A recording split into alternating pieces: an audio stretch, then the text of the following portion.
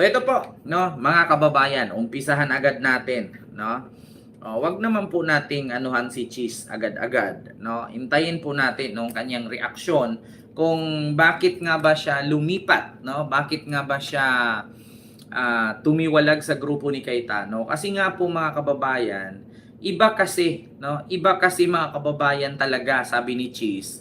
Iba daw kasi talaga yung kanyang nararamdaman dito kay Cayetano. Kaya nga siya tumiwalag at lumipat siya dito kay Gatchalian. So ito po mga kababayan, panuorin po natin no yung reaksyon ni Cheese Escudero, yung mga kasagutan ni Cheese, no? Ito po sa Billionaire News Channel, ipinaliwanag niya no kung aminado si Senador Cheese Escudero na inaasahan na niya ang pagbansag sa kanya bilang traidor matapos tumalon sa paksyon ni Senator Sherwin Gatchalian. Pero ang kanya raw desisyon, pagtalima lang sa konstitusyon. Tama. Babalik si Dexter Ganiba ng Abante para sa detalye.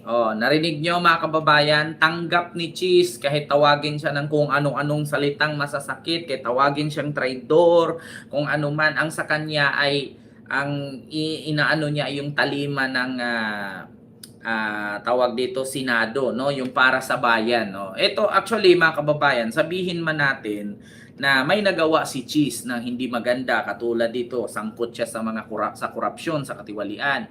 Pero at least mga kababayan, no, na maaga pa, hindi pa naman kasi huli ang lahat, Diyos ko mga kababayan. Kung si Jinggoy nga 3 beses nakulong eh. 'Di ba? Hindi pa naman kasi huli ang lahat. Oo. Siyempre, kung sabihin mo may nagawa kang kasalanan, may nagawa kang mali sa mata ng tao, kung may nagawa kang actually mga kababayan, sa ngayon kasi mahirap kasi husgahan si Cheese kasi wala pa naman siyang kaso. Si Jinggoy Estrada, oo, kahit pagmumurahin mo yan kasi nakakulong na di ba? Sa ngayon kasi, mga kababayan, hindi pa siya natin pwedeng mahusgahan na ganun siya, kriminal siya. Sige, actually sa kanya, sabi nga niya sa interview, tanggap naman niya Tanggap naman niya kung ano ang batikos ng taong bayan, tanggap naman niya kung ano mga masasakit na salita. Pero sa batas kasi, hindi pa kasi siya convicted, hindi pa kasi siya nakasuhan. So sa ngayon mga kababayan, habang wala pang kaso, siguro gusto niyang 'di ba, bumawi kahit papano. No? At saka kung mapanood ninyo mga kababayan yung interview ni Cheese Escudero, para talaga sa tao ang kanyang ginawa. Kahit sabihin, actually mga kababayan, parang si ano lang yan si Robin Hood. Hindi si Padilla, parang si Robin Hood. Nakita niyo naman si Robin Hood. Magnakaw siya ng pera. Tapos yung perang ninakaw niya, ipinamigay niya sa mga mahihirap. Doon tayo sa ngalan na gumawa siya ng mali kasi nagnakaw siya. Pero yung ninakaw niya, itinulong niya sa mahirap. No? So, sasabihin natin, kriminal siya, nagnakaw siya, pero saan ba niya itinulong? Ganun naman ganun ang estilo ganun ang sitwasyon ni Cheese ngayon. So, sunod, ito po, mga kababayan, pakinggan natin. Sino man sa atin ang kakalas sa ating grupo? Pagkatapos na nakita natin na nag-alay ng buhay ang isa sa atin, sa palagay ko, mas masahol pa sa kay Butas.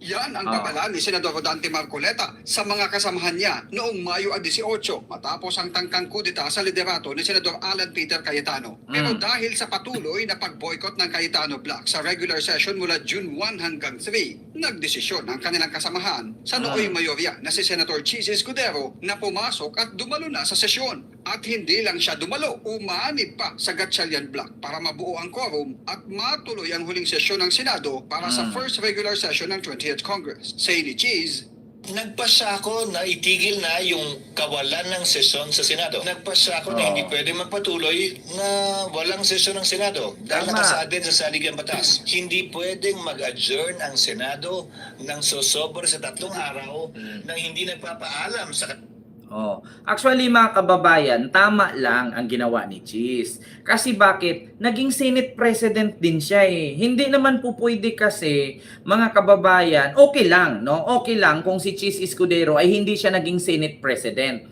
Biruin nyo, si Tito Sen nandun kay Gatchalian. Si Cheese Escudero naging Senate President siya. So alam niya ang palatuntunin, alam niya ang rules. So kung panatilihin niyang ganon, parang inapakan niya yung pagiging Senate President niya noon. Bakit niya susundin ang galawan ni Alan Cayetano? Naging Senate President din siya eh.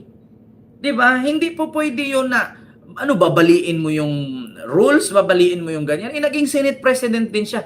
Kung naalala ninyo mga kababayan, minaliit na siya ng paaralan kung saan siya nag-graduate. O kung saan siya nag-graduar, minaliit siya, sinabihan na nga siya, yung simpleng salita, yung pinakamaliit na salitang forthwith or immediately sa English, hindi mo maintindihan, hindi mo, di ba kung naalala nyo, mismong professor ang nagparinig sa kanya. Tapos ngayon, naging Senate President ka, tapos yung kaka-Senate President lang, mamanduan ka, uutusan ka, mas nauna ka sa kanya at alam mo yung rules, tapos susuwagin mo, sasang-ayon ka na susuwagin nung kakatalaga lang na Senate President, samantalang ikaw ilang buwan kang naging Senate President, hayaan mo na pati ikaw naging Senate President, aapakan ka ng baguhan, hindi po pwede yung ganun. Kaya, di bali na daw tawagin siyang traidor, at least ginawa niya ang mandato ng bayan at ng Pilipino para sa Pilipino. Tama naman. 'Di ba? Tama mga kababayan. Isahintabi natin yung galit natin kay Cheese dahil sa sangkot siya sa korupsyon. Pero yung ginawa ni Cheese mga kababayan, kahit sino naman sa atin. Halimbawa, abogado ka. Ako mag-aabogado pa lang. Tapos gagawa ako ng batas ko na alam mong hindi uyon, hindi tama, hahayaan mo lang? Di ba? Pangalawa, example natin. Halimbawa, nagtrabaho tayo sa isang factory. Ikaw naging general manager ka. Tapos ako naging CEO ako bigla. Syempre, hindi ako dumaan sa pinangdaanan mo, tapos bigla ako naging CEO. Papayag ka ba? Nagagawa ko ng hakbang na nadaanan mo naman lahat at alam mo na mali yan, alam mo na tama yan. Diba? Tapos sasang-ayunan mo. Kung malamang sa malamang hindi. General manager ka tapos nag-umpisa ka sa bilang cleaner, bilang taga-gunting, taga-putol, taga-bilang, hanggang sa naging stock ka, hanggang sa naging general manager ka tapos yung mamumuno, baguhan. Papayag ka bang ganun? Hindi. Siyempre, magre-react ka. Kasi nga, kung dapat pa ganun, sa mga gagawin dapat na hakbang ni Alan Cayetano, dapat niya muna, kumbaga parang tinatanong niya muna kay Cheese Escudero kasi may mga naging Senate President pang nauna sa kanya. Dapat tinatanong niya muna, 'di ba? Inaano niya, ito Senador Cheese, okay ba tong mga ganito? Panyero, kumpare, okay ba tong ganitong gagawin natin ganito? Ganyan. Pag sumang-ayon si Cheese, okay. Kung hindi, dapat ang mali lang kasi ni Cayetano mga kababayan. Maganda naman sana yung samahan nila. Ang problema lang kasi kay Cayetano, hindi niya muna itinanong sa mga kasamahan niya kasi nga ang tingin ni Cayetano ay nasa langit na siya. Di ba? Hindi niya iniisip na yung mga kasamahan niya mas matanda pa sa kanya at naging Senate President pa. Nauna pang maging Senate President kaysa sa kanya. Dapat itinanong niya muna kung ito bang gagawin nating hakbang na to, tama ba to? Kasi may mga naging Senate President just like Cheese Escudero. Kaya ngayon, hindi nagustuhan ni Cheese, ayun, tumalon. Kasi siyempre, ang kagustuhan ng Gatchalian Black ay masunod ang rules. Itong kay Cayetano, iba eh. May sarili siyang rules. Kung ikaw, dati kang Senate President, papayag ka bang ganun? Aapakan ka? Gagawin kang uto-uto? Gagawin kang tanga-tanga? Continue. Kung hindi pa raw nakapagsesyon ang Senado noong June 3, malalabag na ng Senado ang nasabing probisyon sa saligang batas. Di ba? Si Escudero sa isyu ng posibleng pagbansag sa kanya ng mga dating kasamahan bilang traidor, giniit niya na ang kanyang aksyon ay para sa trabaho ng isang senador at bahagi ito ng serbisyo publiko. Expected naman daw kung ganun ang mangyari. Kasama yun siguro, pero ang tatawag sa yung traidor, yung hindi sumasang-ayon sa'yo. Sa totoo lang, JC, sa sobrang polarized ng ating bansa ngayon, wala nang makakakuha ng suporta ng 80% siguro. 70%. O baka 60%. Maswerte ka na kung may posisyon ka, 55% sumama sa'yo. Nanindigan si Escudero na dati ring naging Senate President na walang presidente ngayon ng Senado at tanging acting Senate President lang. Dahil kailangang iluklok ng 13 senador ang presidente ng Senado. Handa raw siyang harapin ang pasya ng taong bayan sakali mang tumakbo siyang muli sa halalan at makikita sa balota anuman ang desisyon ng nakararami sa kanya. Pero kung magdesisyon siyang hindi nalalahok pa sa eleksyon, mananatiling nakabitin kung suportado ba siya ng nakararami sa kanyang naging pasya noong Hunyo 3 na tumalon at umanib sa paksyon ni Gatchalian. Para sa Agenda Weekend. Dexter Ganibe. Diba? Sabi ko nga sa inyo Sabi ko nga sa inyo mga kababayan, na pagtanto-tanto ni Cheese, no, na pag-isip-isip niya, hindi pa naman huli ang lahat. Maaga pa. Kung meron tayong mali, gawa tayo ng paraan para ilinis, di ba? At least ang ginawa ni Cheese, hindi siya nanira. Ang ginawa niya, gumawa siya ng hakbang na ikakalinis ng pangalan niya at ikakabango ng tao. Yeah? Na ang sabihin ng tao, kung hindi si Cheese sumunod, kasi madadamay siya Kasi ganito yan mga kababayan, napansin niyo ba? Si Sara Duterte, wala nang amor yan. Mahirap, alam niyo sa totoo lang, lahat ng dumikit kay Sara, minamalas lahat. Either makulong, makasuhan, di ba? O hindi, tatakbo ka na lang, di ba? Sa totoo lang mga kababayan, wag na po kayong umasa na malakas pa si Sara, Diyos ko naman. Wala na yan. Kumbaga, parang ano yan parang white rabbit. Na ang tumatangkilik, yun na lang mga nasa bukid banda. Ang tinatangkilik ngayon, hindi na white rabbit. Alam niyo kung ano? Gummy bear. Di ba? Sa mga nagpo-post dyan na sabihin nyo, ano kinukumpare mo si Sara sa white rabbit? Bakit? Sino pang nakakakita ng white rabbit ngayon? Ang white rabbit, minsan sa Hong Kong, marami akong nakita na Singapore. Pero yung white rabbit dito sa Pilipinas, probinsya na lang yung kumakain yan Di ba? Kaya sa totoo lang, tama ang ginawa ni Cheese. Alam niyo yung mga tirada sa kanya noon, yung mga batiko sa kanya noon, na instead na sagutin niya, tahimik siya. Hindi Ang ginawa ni Cheese, tumahimik siya, nag-isip siya ng malaki. No? Nag-isip siya, tinimbang niya kung patuloy ba ako, may mali na ako sasabay pa ba ako sa mali? O yung mali ko, lilinisin ko? Kaya nga ang sabi niya ngayon, nasa tao na ang pasya.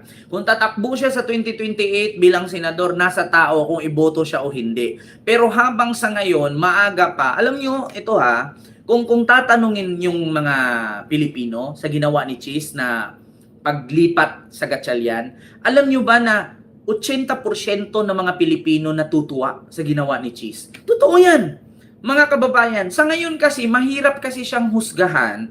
Wala pa kasi siyang kaso. Malaman naman natin yan pag nakasuhan ng ombudsman yan Pag nakasuhan ng ombudsman yan at tumalab yung issue niyang pagtanggap niya ng donation. Alam niyo, ang issue lang kasi ni Cheese, yun lang naman pagtanggap niya ng donation na 30 million Pero para sa akin mga kababayan, alam niyo kung bakit binasura yon. Ang pagtanggap ni Cheese ng donation, mali yun. Kasi bakit? Si Lubiano may kontrata sa government. Bawal talaga na ang isang kontraktor may natanggap ka ng project sa government tapos magbigay ka ng padula sa mga politician. Bawal yon kasi magiging conflict of interest. Pero ang nasa batas kasi mga kababayan, kung ang ibinigay mo ay 50 million pataas, pasok ka sa kaso. 30 million lang naman ibinigay, so hindi siya pasok. Ganun lang, di ba? Ano bang nakasaad sa kasong plunder, sa conflict of interest? Halimbawa, ang isang politician, binigyan mo ng pondo ang isang politician, tapos ako, halimbawa, contractor ako. Si Mamich Pinvlog, isa siyang politician, isa siyang senador. Kung binigyan ko siya ng 100 million, sasabit tayo dyan. Kasi nasa conflict of interest, 50 million pataas. 30 million lang naman natanggap niya. So wala, hindi pasok yun. Ang ano lang kasi doon, mga kababayan, ang mali lang kasi doon, bawal talaga. Pero may binabasihan matatawag mo siyang conflict of interest kung 50 million pataas. Ang problema, mga kababayan, 30 million lang naman ang tinanggap niya. I-compare mo doon kay Marcoleta. 75 million. Tapos ang kapalit, tanawin mo na lang na utang na loob sa amin yan. Kasi baka daw, yung nagdonate sa kanya, masilip ng administrasyon, gipitin ang negosyo. Di ba lumabas sa bunganga ni Marcoleta yan? Yung nagdonate sa kanya ng pera. Kaya daw dinunitan siya kasi baka daw masilip ng administrasyon yung negosyo, baka gipitin. Bakit sinabi ni Marcoleta yon? Kasi alam na ni Mike Defensor na talagang sasabit negosyo niya. Pag binigyan niya ngayon ng tulong si Marcoleta, pag naging senador, kakampihan ni Marcoleta yan na senador siya. Di ba? Bakit sabi ni Marcoleta baka daw yung negosyo nung nag-donate sa kanya gigipitin? Bakit naman gigipitin? Ibig sabihin may illegal kang ginawa. Hindi nga nagkalayo. Nahuli ng NBI, natiktikan yung hotel. Na pinapasukan ng pokpok. Panggigipit ba 'yon? May ebidensya naman. Ganon yon, mga kababayan. Sabi ni Ma'am Imelda 5, there's another issue, Kent, the insertion of 145 billion. Actually, mga kababayan, yung issue kasi ni Cheese sa 145 ba yun o 127? 147. Yung 147 billion kasi, mga kababayan, hindi kasi, walang kasi hindi kasi nasabi doon kung amendments ba yun or insertion.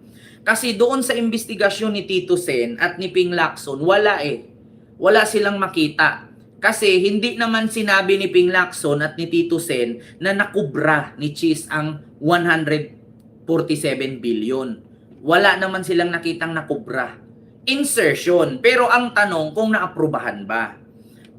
Yung nga mga kasalanan ni Cheese, mga kababayan, yung kasalanan niya, alam nyo yung muntikan ka ng makulong pero hindi kinapos, di ba? Kinapos.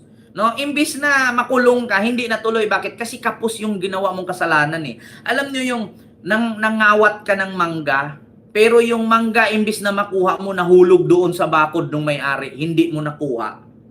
Kaya imbis na magalit yung may-ari sa'yo, hindi. Bakit? Kasi napunta lang din naman sa kanya, hindi naman nadala. Diba?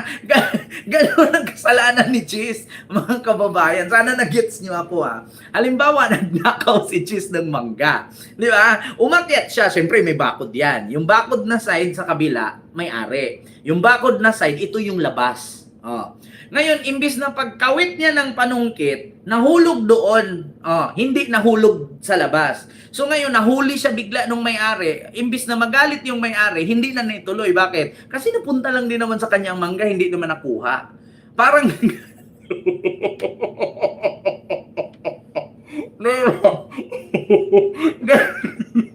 Ganon siya, mga kababayan. In-explain ko lang sa inyo para hindi tayo maguluhan. Bakit ganon? Hindi ba gumawa siya ng kasalanan?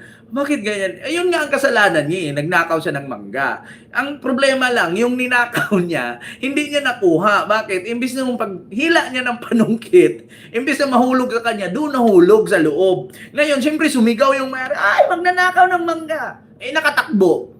Tapos ang sabi nung may-ari, ay, okay lang, bumalik din naman sa atin yung mangga, hindi naman nadala.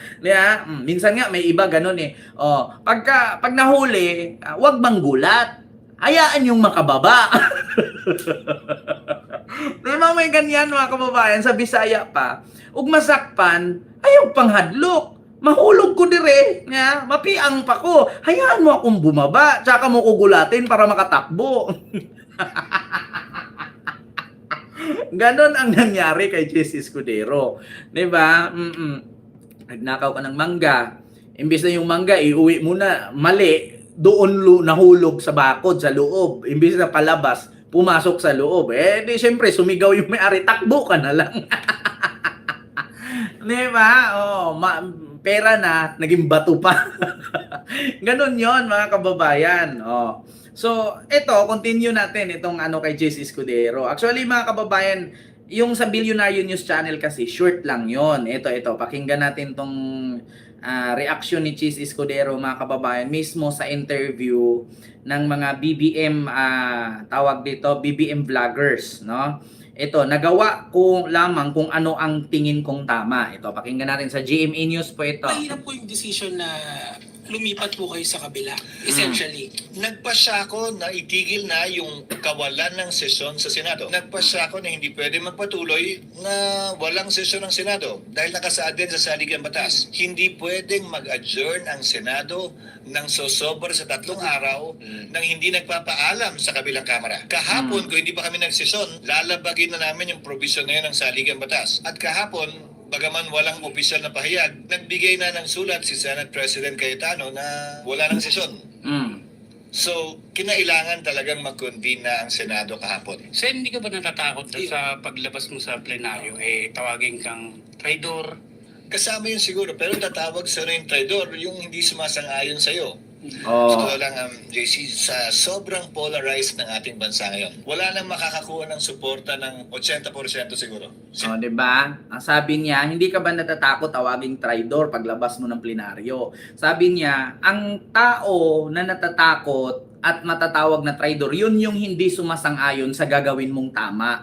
'Di ba? Which is yun, tama ang sinabi ni Cheese. Ang tao na natatakot tawaging traidor, yun yung hindi sumasang-ayon sa gagawin mong tama.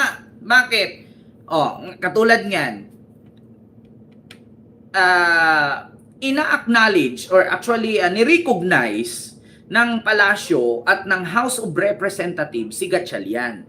Pero si Cayetano hindi pumapayag. Oh. So sino ang traidor doon sa bayan?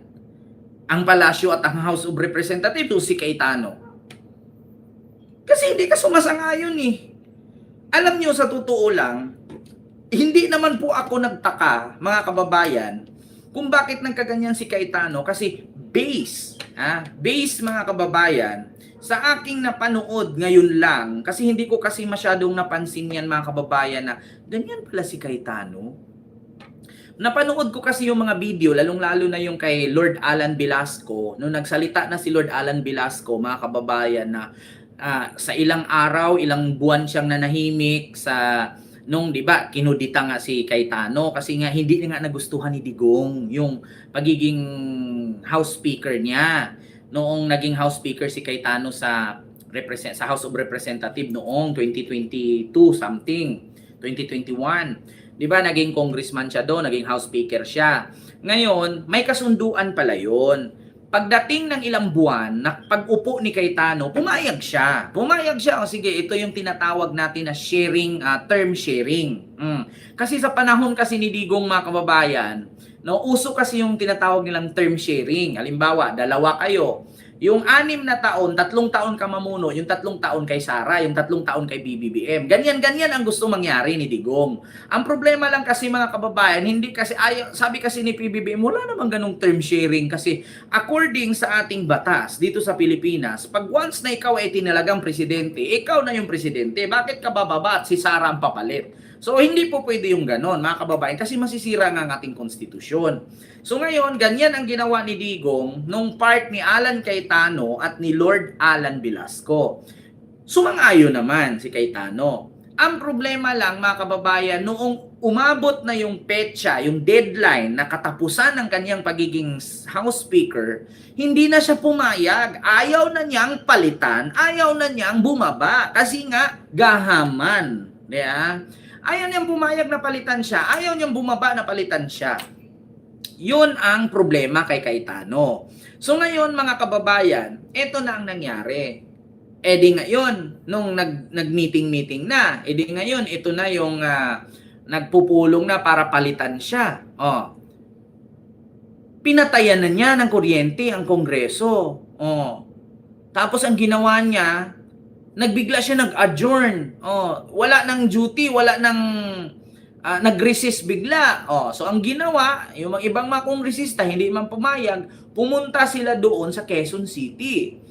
Doon nila ginanap ang kodita. Hindi nila ginanap sa Kongreso. Kasi kung sa Kongreso, si Cayetano ang powerful dun, wala silang magawa. Hanggat si Cayetano ay hindi napapalitan, siya talagang masusunod. Which is ganyan ang nangyari sa Senado ngayon. Ang problema, paano ka nga mapapalitan kung hindi ka naman pumapasok? Ang problema nasa Senate Rules number 4 na pag hindi ka pumapasok ng 1 hanggang 2 araw, automatic remove ka from the power. Remove ka from the position. So yun ang ginawa na nagsisyon, nag-quorum ang Senate, bakante lahat. Ayun, hindi pumayag si Cayetano kasi wala naman daw basbas niya. O hindi naman daw niya tawag doon, hindi naman daw niya may tawag doon kanina, yung katulad sa hindi niya kinikilala na ganon. O, di ba, pinapadalhan nga ng sulat itong 18 Marines ni Erwin Tulfo na padaluhin sa Blue Ribbon. Sabi niya, yung hearing na yan, hindi ko kinikilala yan. Oo, wala yang sa akin, no? Na hindi totoo yan kasi ako lang dapat ang masusunod at si Pia Cayetano lang dapat kasi siya ang chairperson, hindi si Erwin Tulfo. So, ganun mga kababayan. Kaya nga mahirap kapag kasi Cayetano ang magiging presidente ng Pilipinas, putang ina, magugulat ka magdeklara ng martial law yan. Di ba? Magdideklara ng martial law yan 100 years. Baka nga gagawin na niya, hindi na republican tong ating bansa eh. Hindi na republic. Hindi republican na, republic. Baka gagawin niya na monarchy. Hindi na republic ang ating bansa. Gagawin na niya monarchy. Ano ibig sabihin ng monarchy? Siya ang presidente. Pag namatay siya, papalit ang anak niyang panganay. Pag namatay ang anak panganay, yun namang anak na panganay ng apo niya, ay yung apo niyang panganay na naman. Sunod-sunod na yan. Gagawin niya monarchy. Hindi na republic. Kaya ang tawag dyan, ganid sa kapangyarihan. Of abusing of power. Diba? Ganun yun mga kababayan. So alam nyo na. Gets nyo na. So yun ang sinabi ni Chis Escudero. Hindi niya matiis. Hindi niya masikmura. Kasi naging Senate President siya. Alam nyo yung rules. So labag sa konstitusyon yun. No? Labag sa mandato ng ating diba? So yun po ang reaksyon mga kababayan ni Chis Escudero.